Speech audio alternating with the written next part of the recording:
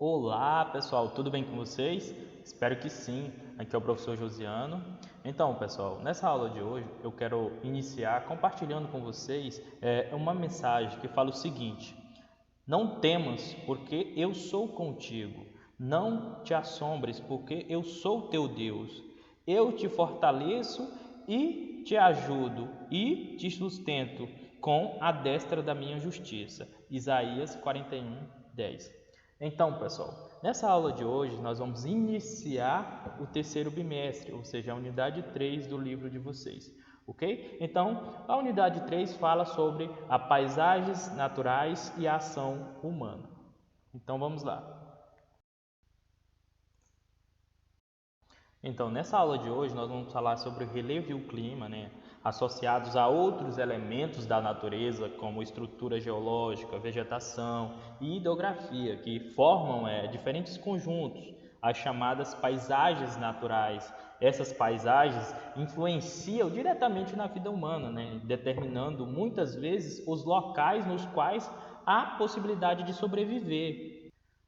No entanto, o ser humano também influencia, nas paisagens naturais, alterando-as para atender às suas necessidades ou atividades, como agricultura, pesca, construções de rodovias e entre outros.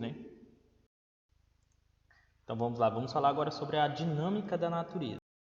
A paisagem natural é sempre resultado da interação dinâmica entre os diversos elementos da natureza. Esses elementos agem uns sobre os outros, de modo que se um deles sofre alterações, isso trará modificações em todo o conjunto. O clima é influenciado pelo relevo. As áreas elevadas, por exemplo, são mais frias e barreiras montanhosas podem dificultar a penetração de nuvens úmidas para determinados locais. O relevo também é modificado pelo clima, em especial pela ação das chuvas, dos ventos e pela variação de temperaturas. O volume da água dos rios podem variar de acordo com a quantidade de chuvas, ou o derretimento de neve, assim como outra parte da água evaporada dos rios e lagos contribui para aumentar o nível de umidade na atmosfera. Em locais onde os rios foram represados e formaram enormes lagos artificiais, houve um aumento do índice de chuva, ou seja, então há diferentes combinações entre esses elementos naturais, que formam paisagem diversificada, como o território brasileiro, que é muito extenso, estrutura geológica e relevo. Então, chamamos de estrutura geológica as rochas que compõem determinado local. Elas podem estar dispostas em diferentes camadas, pode ser de diferentes idades ou tipos, originadas por diferentes processos naturais. A importância da estrutura geológica está ligada às riquezas minerais, e o seu papel na construção do solo e do relevo. Para compreender a estrutura geológica de um lugar, é necessário saber quais são os tipos de rocha que ali predominam. Então, dependendo do tipo de rocha que aparece em maior quantidade, pode-se conhecer três tipos principais da estrutura geológica. Quais são eles? São os escudos cristalinos ou maciços antigos, bacias sedimentares e dobramentos modernos. Então vamos falar um pouco de cada um deles. Os cristalinos é composto por rochas cristalinas, que são estruturas bastante resistentes e rígidas, de idade geológica bem antiga, que originaram relevos planálticos e, eventualmente, algumas depressões, ou seja, as áreas mais rebaixadas. As bacias sedimentares apresentam rochas mais recentes, do que os escudos cristalinos, datam assim da era paleozoica, mesozoica e cenozoica, construída por detritos acumulados e compostos de rochas sedimentares, que originaram as planícies, planaltos sedimentares e depressões. Já os dobramentos modernos são áreas que sofreram elevações do terreno, em consequência de pressões originadas do interior do planeta. Do período terciário, ou seja, da era cenozoica, que formaram um relevo montanhoso, com grandes cadeias de montanhas. A estrutura geológica do relevo brasileiro é constituída por escudos cristalinos, que abrange pouco mais de um terço, né, cerca de 36% do território nacional, e por bacias sedimentares, né, que ocupa os 2 terços, cerca de 64% do território nacional. Então, aqui no Brasil não existe os dobramentos modernos, né?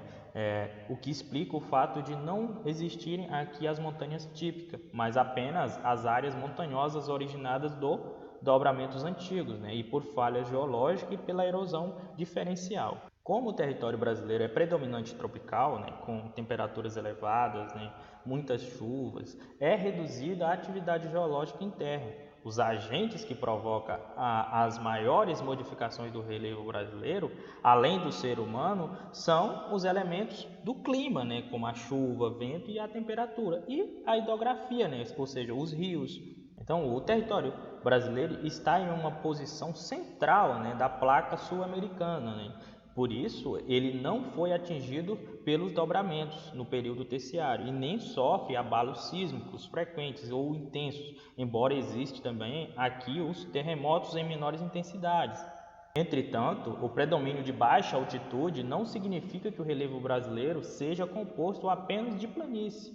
Ele é constituído basicamente de planaltos, com alguns chapadões e serras, além de depressões nas áreas rebaixadas em relação às regiões vizinhas, né? As planícies que ocupam bem menos, né, de 1/5 do território nacional. As principais unidades de relevo terrestre brasileiro é subdividido em 4 macro-unidades, em algumas micro-unidades, ou seja, formas de relevos que, em geral, situa-se dentro ou ao lado de outra unidade menor. Então, quais são as 4 macro-unidades do relevo brasileiro?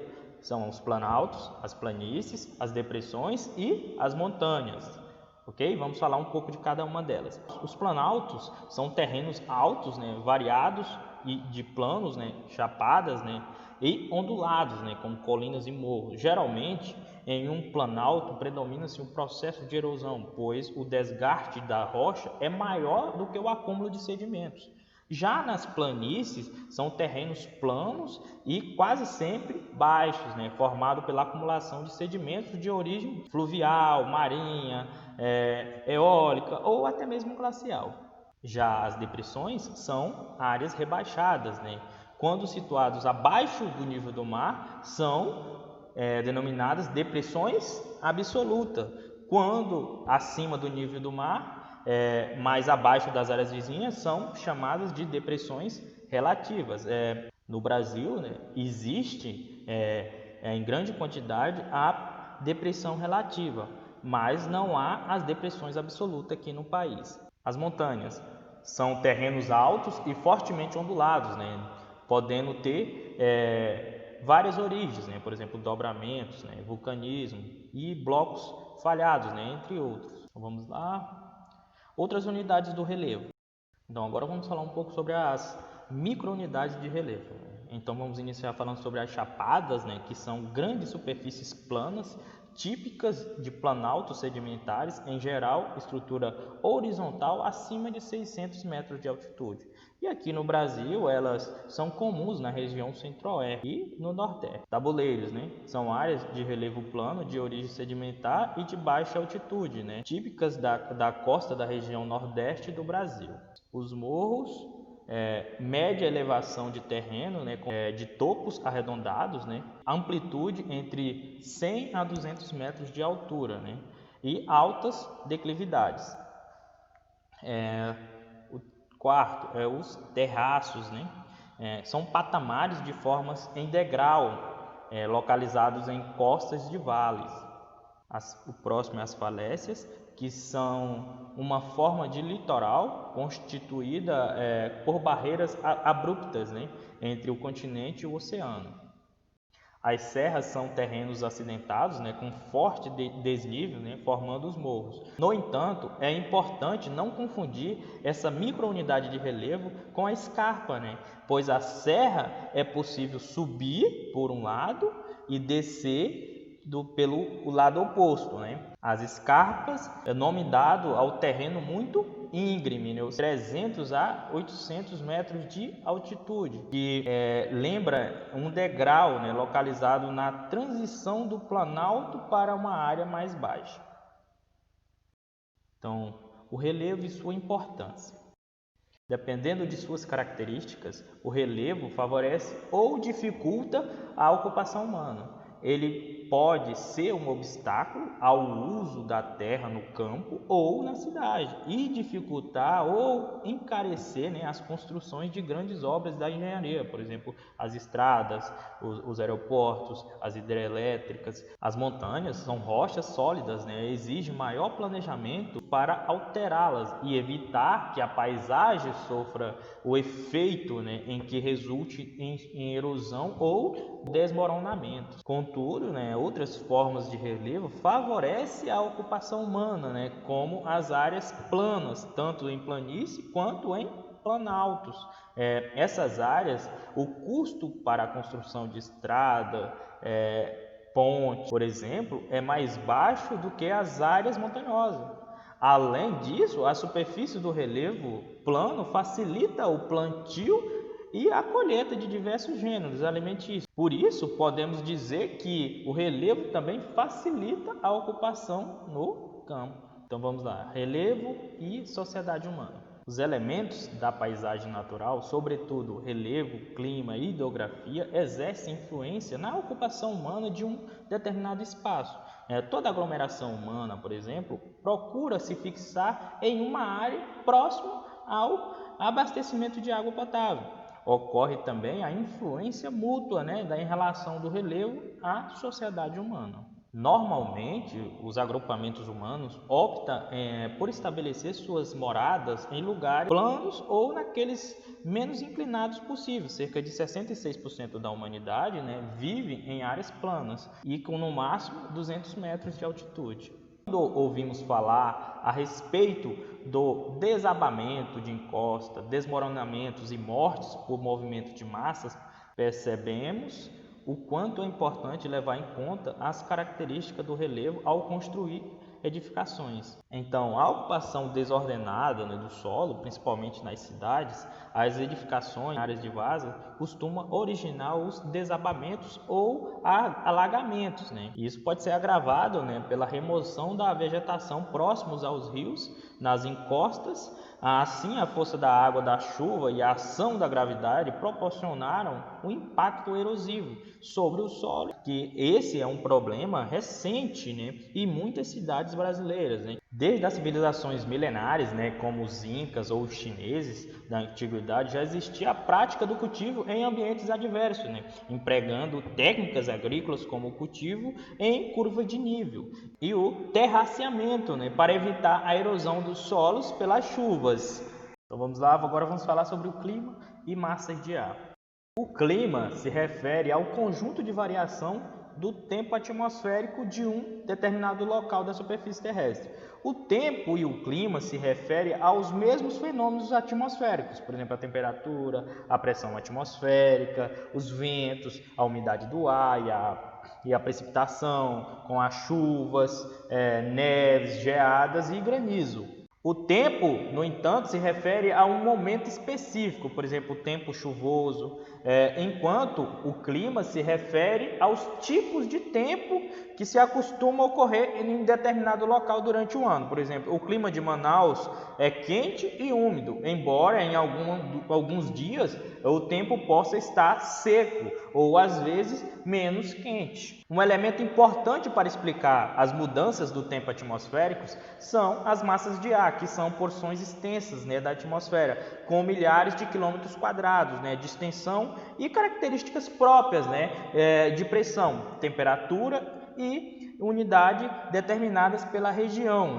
Em razão das diferenças de pressão atmosférica entre as diversas regiões da superfície terrestre, as massas de ar estão em constante movimento.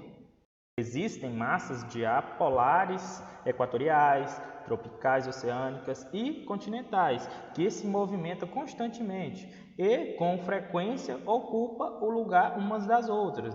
O encontro entre duas massas de ar e de diferentes temperaturas recebe o nome de frente.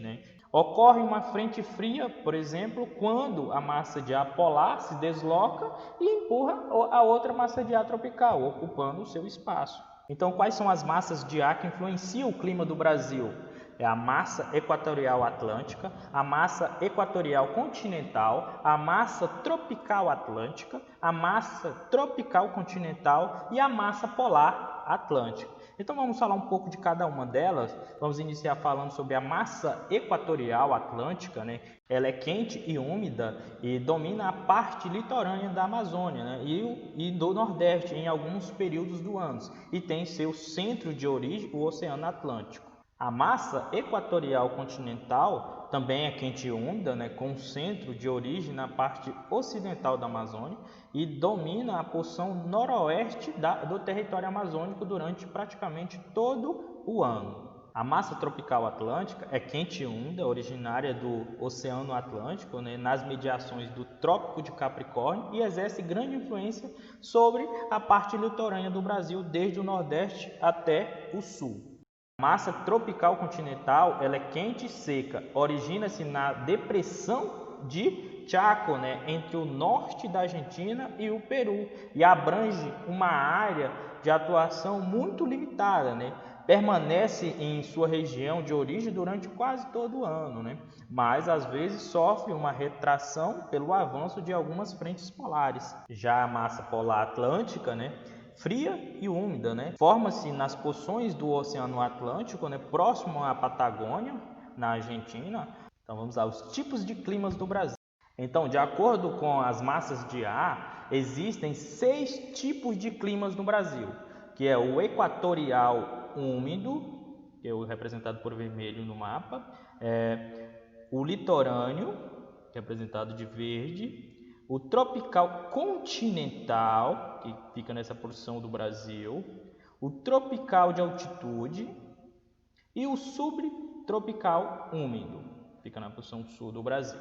O clima equatorial úmido abrange principalmente a área da Amazônia brasileira e é dominado pela massa equatorial continental em quase toda a sua extensão e durante todo o ano. O clima litorâneo úmido, né, é influenciado pela massa tropical atlântica, e o clima litorâneo úmido abrange a porção do território brasileiro próximo ao litoral, do Rio Grande do Norte até a parte central de São Paulo.